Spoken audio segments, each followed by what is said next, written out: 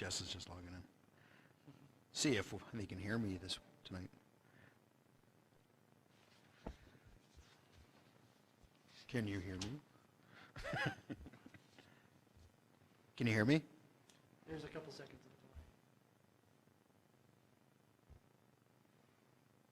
delay. I don't think she can. Check, check. Okay, everybody go around the room. Hello. George. And the hits just keep on coming.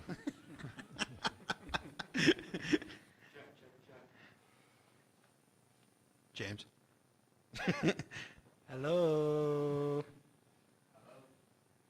Hello. Did you hear us all?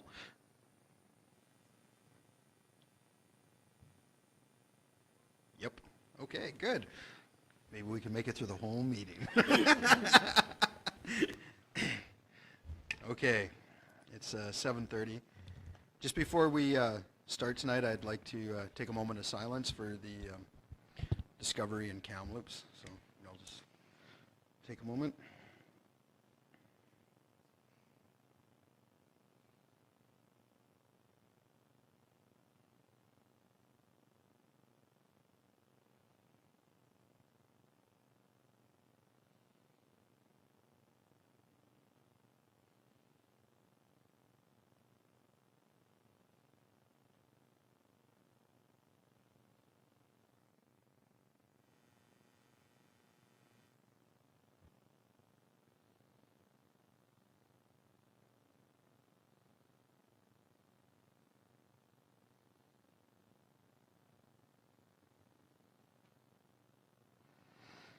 Okay, I'm going to call the meeting to order. I want to recognize that we are on the unceded traditional territory of the Upper Similkameen Indian Band. We have adoption of the agenda first. I want to add 11.1, Letter of Solidarity with the Upper Similkameen Indian Band. It's a new business. Motion? Make that motion, Mr. Mayor. Councillor Willis, seconder. Councillor McLean. Any other additions? All in favor? Carried. Thank you. Motion to accept that the minutes of the May 17th, 2021 regular meeting of council be adopted. Councillor Gould, seconder. Make an amendment though, Mr. Mayor, sorry? Yep. Just to amend the time of Councillor Willis' arrival on May 17th. Okay. So that was seconded by Councillor McLean, and we have an amendment, friendly amendment by Councillor Gould to add Councillor Willis's time to.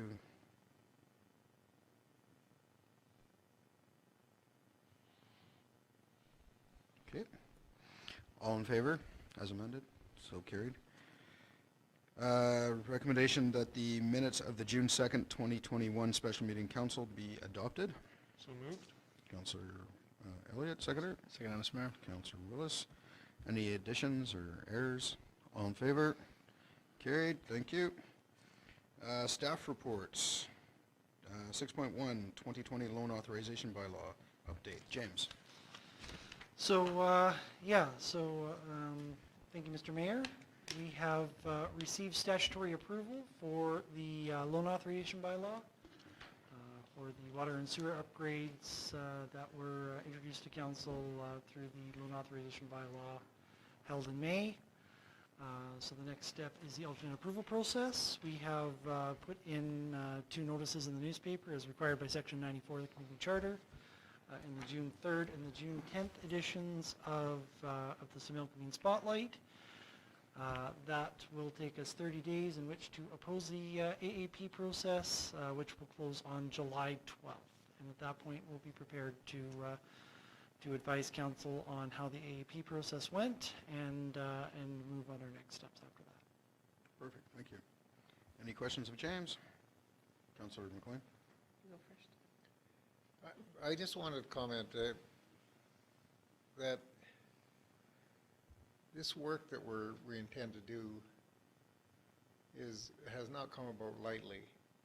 Starting back in, I think, 2011 when we got the engineers to go through our process, and it's been that long to bring into get us to the point where we are now.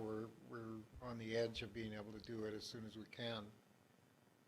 All the infrastructure suggestions and recommendations and everything have come from engineers.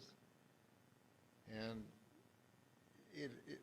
it's far beyond me or perhaps most council members to be able to determine what is necessary in terms of what's going on beneath the ground to do with our services and everything else. It has to come from reliable sources, and it has come, and it started back in 2011, and it's carried through to where now we're going to go ahead with this finally. And I haven't talked to anybody that sees anything but a positive about getting water and sewer and other services secure for today and for our future. And thank goodness I know it's a slow process, but we are getting closer, and I can't wait for it to begin because it's been a long time coming. Thank you. Thank you. Thank you. Councillor Gould?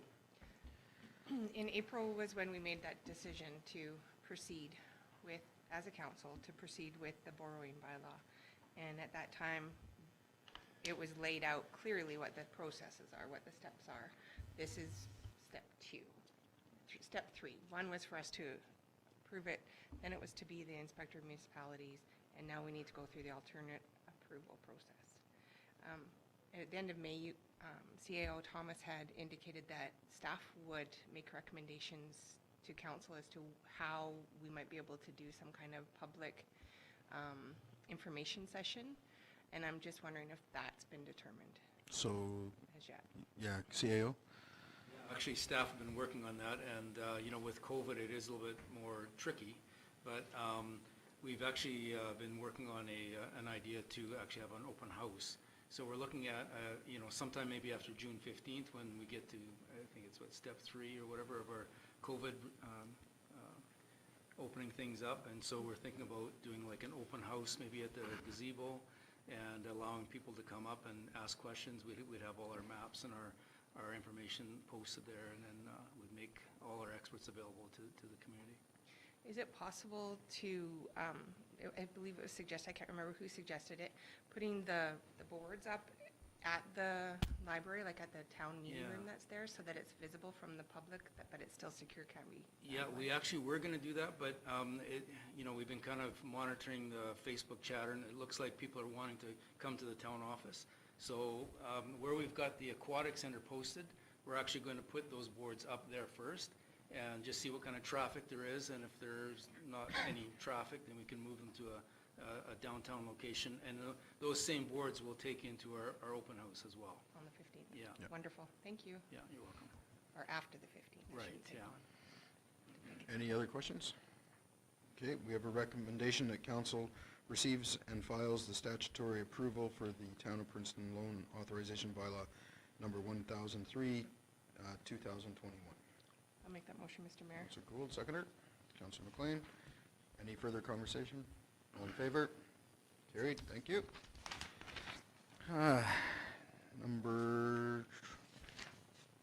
Next one is council reports. Hiding at the bottom of the page.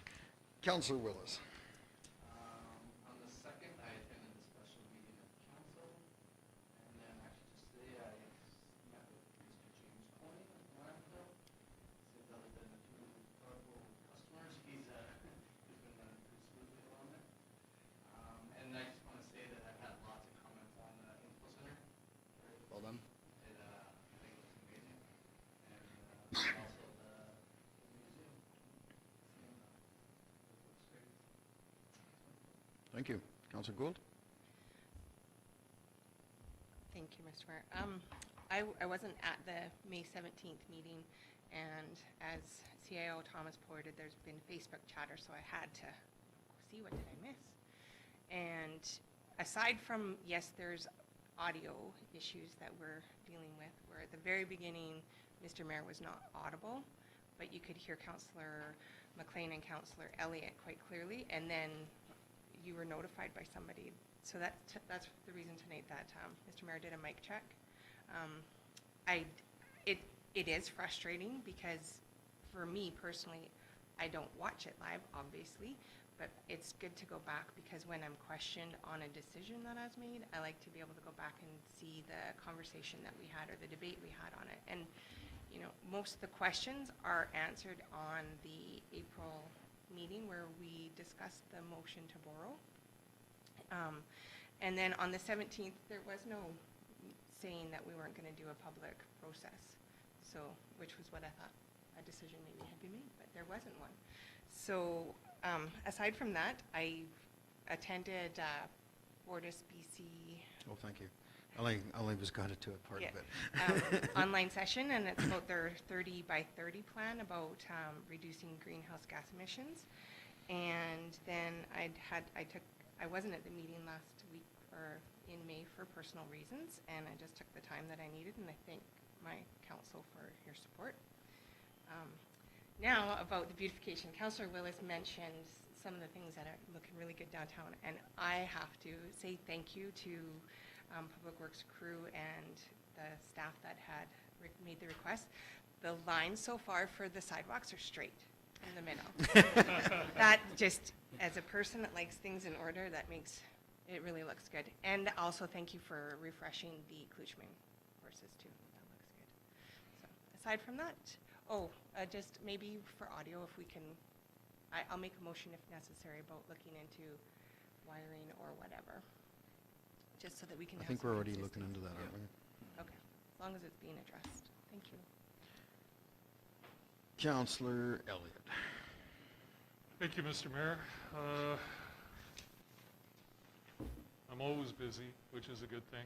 I attended Healthcare Steering Committee meeting, Canadian Mental Health Association meeting, Princeton Arts Council meeting, and Princeton Museum meeting, all last week, different Zoom meetings. Tuesday, June 1st, I attended the Drum Vigil hosted by the Vermilion Forks Métis Association. I was at the special meeting on June 2nd. And kind of a fun thing has happened to me as of this past week. Cody Naples, who is the events coordinator, contacted me and asked if I would lead or take lead on the Princeton Participation Community Challenge program. So I've been promoting that on social media and getting residents to sign up and track their minutes, because we could win the community $100,000 for recreation. So I think that's something we can all get back behind and do. So even if you're just cutting your lawn or doing some yard work or something, track your minutes and get yourself registered and add those minutes just for the month of June, and we'll see where we go. And that's my report. Thank you. Councillor McLean. I have nothing to report. I have a request. I'd appreciate a message from the mayor on behalf of council and on behalf of the town of Princeton to do with the situation up in Kamloops. That's what we're gonna, yeah. So I did a public thing on Facebook already, and 11.1 is to write a letter to the Upper Similkameen Indian Band to. I just wanted to hear it from you. Yeah. Okay, I can do that. It's personal. I'll start with my other duties first. So council report for me, I've been pretty busy over the last couple of weeks, as you can imagine. I've been getting complaints about home support not being in the community. There's a big issue with home support workers not being in the community right now. So I contacted Interior Health. We don't have, so Interior Health does not have the staff to fulfill the need in the community right now. So people are having cancellations. Some people are supposed to have 7-day-a-week coverage, or even 5-day-a-week, and they're supposed to get their medication from, and help with their medication from home support workers. This isn't happening. This is a huge issue. Interior Health recognizes that there's an issue. They're trying everything they can right now to attract home support workers into the community, and so far they have not been successful. They're bringing home support workers from Penticton and Karamias right now. They're working with the union to try to work around some collective agreement language to be able to encourage workers to come here. But right now, there's no sustainable solution in place. They're working towards trying to figure out a way. They're working with senior management to try to find ways, whether it's incentives or even training in the community to try to get people from the community to train. But right now, the outlook isn't really positive. So they've asked if I could help them with a recruitment program, something similar to what we did with the doctors, to try to bring workers into the community. So I'll be talking to the rest of the healthcare steering committee members and seeing if we can't do something there. Vaccination clinic, there was a lot of concern about the vaccination clinic because there's no dates available yet again. So I talked to Interior Health about that as well. They did assure me that we're still running 3 days a week, Monday, Wednesdays, and Thursdays, and that this will continue. They're aware of the limited availability of booking in Princeton. This has to do with demand, apparently, and they're trying to find solution to bring more availability to Princeton. One of the things they're looking at is they're in the early phases of trying to bring a mobile clinic to Princeton. This will, I forget the exact number, but I think they can do upwards of 400 people a day, I heard. I'm not 100% sure on that number. Right now, we can do a maximum, I think, of 120 people a day in the community, so this would over double our availability, so probably triple them, actually. So they're working on that as well, and they're also looking at a availability in another location to bring it in, or bring more people in. So they understand that there's a need here. They understand that there's still people in trying to get their first shot, while there's other people trying to get their second shot. So they said if you can get wherever you can get it right now, get it. Don't wait, but make sure you get your shot. So the last major piece of news I have is it's a sad piece. Princeton District Community Services did not receive their grant for the housing project on Bridge Street. I've been in contact with our MLA already. He's trying to get me a meeting with BC Housing to find out what we can do better and see if there was something that stood out that is the reason why the community wasn't successful. I've already talked to Becky at Community Services, and I think next week sometime we're going to have a meeting to try to see what the next step is to try to continue on this path. They think that there's going to be another intake soon, so they want to be prepared for it. That's that, I guess. I attended all the other meetings, but those are the key things that really jump out that need to be said. Yeah, the situation in Kamloops. I don't even know where to start with that. It's a horrible discovery. It's I don't know where to start. We have family that have attended that school. I have friends who have family who've attended that school. There's nothing good you can say about it. The things that were done, the things that have been covered up,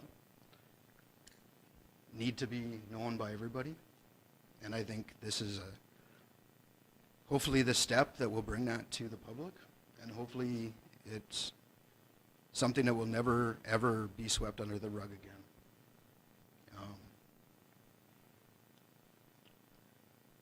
It's destroyed a lot of people's lives and continues to destroy a lot of people's lives. And yeah, I'll just leave it at that. The reason I asked you is because not only are you related, but you work very closely with First Nations. You have a history of it. And they appreciate hearing it from somebody who has worked closely with them and related and everything else. I just had a question for going back to the vaccine, going back to the level of pay for home support. Do they have what they're going to pay them if it can attract them? We didn't talk about that. It is a union position, so it will be it would be a competitive rate. Yeah, well, it seemed that in the past, now maybe it's changed now, but in the past that used to be a problem. They didn't, they didn't pay them a whole lot in the past, but maybe that's changed. I think it's gone up now from where it was, because in the past I think it was mostly run by contract workers, and now that it's part of Interior Health's collective agreement, I think the pay is competitive to other support workers in the health field. Okay. It's probably still, it's not where nurses are, but I'm guessing. And the last point, could it be our low count in Princeton and the fact that we are tied with the lowest community in BC for counts, that they're a little lackadaisical about getting our vaccinations? Well, off the record, most likely. Gee. I've asked for a number of times now for us to get a mass vaccination here. I've also asked them to re-examine the total amount of people that we have in our health area. I believe the number is close to 6,000 people that are supposed to be from our local health area. I don't believe we have 6,000 permanent residents in our local health area. We may have that many people when every recreation property is filled. Yes. But I don't believe we're actually at that number. So I think we're a lot closer to our vaccination goals than what we think we are, just based on that. Because I believe we're over 3,000 now with vaccinations. So. But we just don't like to hear it. No. Difficult for somebody to get it when it's their time. Yeah, exactly. So I know my mom had to go up to Merritt the other day to get hers, and my dad's going to go up there next week. And I think you said Lori was going up there. So yeah, it's a shame. I know I just got mine for first one or whatever, and there was, I got this a week ago, and there was only like 2 days in the whole month that you could pick from. Yeah. So, something like that. That's the problem, right? And they need to have more. Hopefully we can get a solution in place. I'm not going to lay off them. I'll be contacting them. I have new contacts now for these. Yeah, so I think it's BCAA or AAA or somebody who's paying for this new mobile unit, and it's going to go community to community from what I understand. So hopefully we'll have it here for a few days and we'll be able to get a lot of people vaccinated at once. So, yeah. Any other questions? Okay, we'll move on. Section 8, correspondence, receive and file, 8.1 through 8.5. Motion to receive and file. Make that motion, Mr. Mayor. Councillor Willis, seconder Councillor McLean. Any conversation? Councillor Gould? I'd like to ask about the graduation parade. It's on the receive and file, but would that mean it's approved? Or do we need a It was approved motion? last year, I'm sure that, Or do we need a motion by council to approve it? I think Cody's working on all that. yeah, I think it's just gonna go ahead. The staff are working on it now, so. I'm going to take it as it's approved. Yeah. Sure, yeah. Thank you. I got an email to go do a speech, so. Okay. And I can speak more on that parade. We've got the RCMP support. They'll lead the parade as well, as BC Ambulance, the fire department, and ground search and rescue. So there'll be a lot of support to ensure that speeds are kept down. And then kind of jigging it a little bit about the closing of the roads and not allowing downtown. We can make it better than last year. So we won't limit any of the traffic flow at Vermilion Avenue, and traffic can still get to the two main questions, was how to get to the liquor store and how to get to Save On. So they'll still be able to get there. Not particular, No. not necessarily in that order. No, no. No comment. But as a person involved in the traffic control last year, those were the main, like, can The I main still get issues? there? Okay. Yes, yes you can. We'll just be blocking off 3, and anybody that's around would like to come. Okay, thank you. Oh, that's a- Could I ask Jane, do we have any idea this part in the gas tax thing where it says announcement of a one-time top-up of the gas tax fund for this year? Is there any inkling of how long that'll be before they announce something? No, it's completely up to the purview of federal parliament, so as soon as they figure out what they're doing with that, then we'll receive notification after that. Thank you. Anybody else? Okay, all in favor? Carried, thank you. No, number 9, number 10, bylaws and resolutions. 10.1, 2021 Industrial Park Revitalization Tax Exemption Bylaw. James. So thank you, Mr. Mayor. So this bylaw is to exclude certain properties in the industrial park from municipal tax according to a tax system that was listed in the bylaw. We have passed the first 2 readings.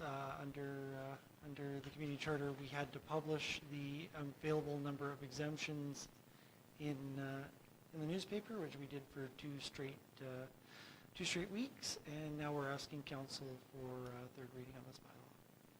Okay. Motion to Councillor McLean, seconder. Councillor Elliott. Any questions? Just a comment. When we went through the process of establishing that industrial park, buying the land and putting in the services and everything else, our intention was to create jobs. And I think this process acknowledges that aim of what that industrial park was for. We've put a lot of money into the coffers of the community as a result of it, and as a result of our EDO officer. But really, the bottom line of it, its creation was the creation of jobs. And this process acknowledges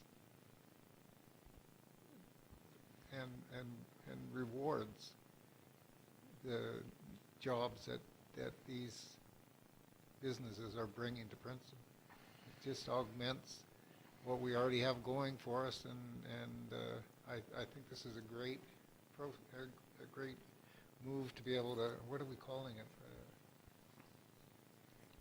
Exemption bylaw. It's a as far as I'm concerned, well-deserved and something that should, that we needed to look at.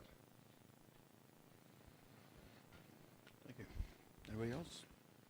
Call the question. All in favor? Carried. 10.2, authorization of a neighborhood zero-emission vehicles on Princeton roadways. I'll speak to this since I wrote it. We're all waiting for this. My first bylaw. So, seeing that other communities have already started authorizing zero-emission vehicles on their roadways, I looked into it, and these are really glorified golf carts. But it's actually more than that too. There's also a line of, those little import pickup trucks that you can get? They also make electric ones of those that fall under the same bylaw or same classification. So looking into it, the province has and the federal government both want this zero emission by, was it 2035 and all that. There's tax exemptions or tax like bonuses and that to if you buy these and whatnot. So there's a whole bunch of different programs out there to try to get people to look into zero emission vehicles. And the only way these are allowed on our roadways is if we pass a bylaw to allow them. They're all approved by ICBC, they're approved by the federal government, but in order to have them on your roadways, you have to approve them. So reading over the other bylaws by the other communities, I've put together a bylaw that I think will allow us to have them in the downtown core and in our neighborhoods, and people have alternatives to gasoline vehicles if they want. So, yeah. Any questions? I'll make that motion. I love that idea. Thank you. Councilor Willis, seconder. I'll Councilor second McLean. Any questions? Well, like, again, you know, long overdue, Yeah. really. I'm glad somebody thought of it, and, but, I mean, this is, this is where we're going. Yeah. And if we can't see it, then ask your kids, because your kids will know this is where we're going. And if you can't envision ahead, then talk to some young people, because this is you know, taking away smoke and CO2 and blah blah blah and all that kind of stuff. And the question I asked Kerry today was that do they go fast enough? Yeah, so, so Well, I can you see some of these handicapped people with slow vehicles, and Yeah. I almost sometimes think it's more dangerous that they go so slow, because they're too long out in the middle of the traffic or something. Yeah. Where if they can carry on at a reasonable pace, then to me that's a lot safer in terms of. So by the law, under the law, they have to be able to achieve 32 kilometers an hour. Perfect. And they are supposed to go up to 40 kilometers an hour. Okay. They can only be allowed on roads that are posted at 50 kilometers an hour or less, so they can't go down the highway. No. They can cross highways at designated crossing areas, and that's why we have 2 designated crossing areas. Yep. And then there's also the exemption for the, from where Bridge Street and Tapton and Highway 5 down, because that's technically a highway, so they can't go in that area as well. So they have to stay out of that high traffic area, and it's really for commuting around town, right? So. This goes right along with years ago I sat in a conversation where people said, why can't we develop a subdivision and it all has solar power and kind of as much off the grid as you can get, and then have electric vehicles and all that kind of stuff, promoting this, moving in that direction. And to me, this is going in that direction. Great. Councillor Gould. So just a comment on that. So I like the idea of the electric vehicles because it does go with the reduction of the emissions. But what I really like about this is that you have said that it's ICBC has approved it. So ICBC will insure these vehicles. Yeah, you have to. Which is the difference between why we can have this and not have ATVs or ORVs in town. It's in the Motor Vehicle Act. There's a community chase that already has this in it, and it works very well. Yeah. It's not a hazard. It's not, there isn't a lot of complaints about it, so. And I did send the bylaw to Sergeant Hughes for review, and we had a chat about it, and when I explained it to him, he had no problems whatsoever. Yeah. So. Which to me, I think is a little bit optimistic that maybe down the road, ICBC will properly insure ORVs so that because that's who really governs where they can and can't be. Yeah. Not the community, but Yep. yes. Thank you. Councillor Willis.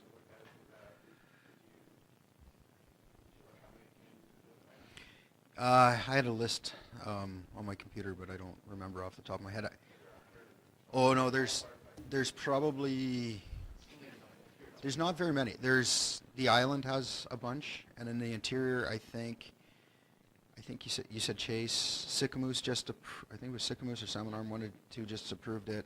Vernon has had one for a while, but Vernon also has the manufacturer. So, and then there's a few places at the Lower Mainland as well. So there's not a lot in the interior. It's mostly on the island, and that's why when I was looking at this, I did put the restrictions on dates, because I don't think you want golf carts in the snow. But I mean, maybe down the road we can change that, right, if need be. But I was thinking safety-wise, and keeping them off while there's snow on the ground, because I know some little cars get stuck. I don't know what these would do. I don't want to see them coming down there. The point is, we're a little late for first, though.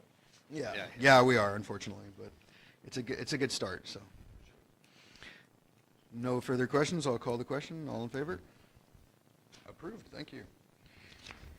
Go on to new business, 11.1. I would like permission to write a letter of solidarity to the Upper Similkameen Indian Band, just over all the stuff that's come to light, so. So moved. Councillor Elliott, seconder. I'll second. Councillor Gould, any questions? All in favor? Carried, thank you. And that brings us to conclusion. Recommendation that we adjourn. Councillor McLean, seconder. Councillor Willis, all in favor? Carried, thank you. Good night, everybody.